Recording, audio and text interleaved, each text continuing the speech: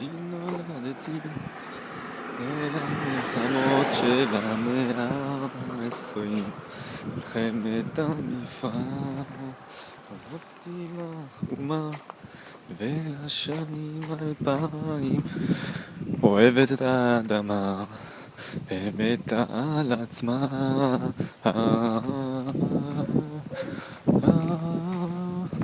אני נולדתי לשלום שרק יגיע, אני נולדתי לשלום שרק יבוא, אני נולדתי לשלום שבקדימה, אני רוצה להיות כבר בו.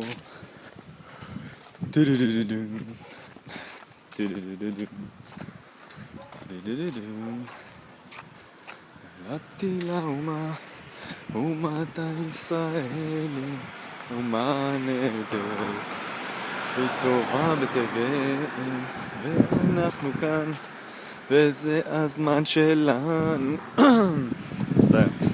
להגיע לאדמה הזאתי ולא למטה או למעלה, אני כבר לא. בכל מקרה, חיפשתי לשיר, אני אדבר קצת.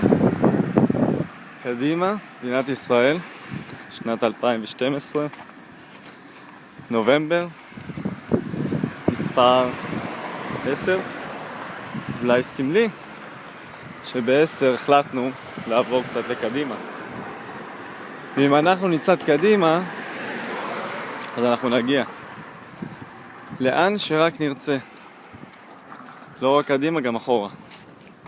בכל מקרה, כל הזיון מוח הזה שלא הבנתי כלום ממה שרציתי להסביר פה, סך הכל, תאהבו את עצמכם. אהבה אמיתית, אהבה... הסתבכתי. אהבה מנצחת.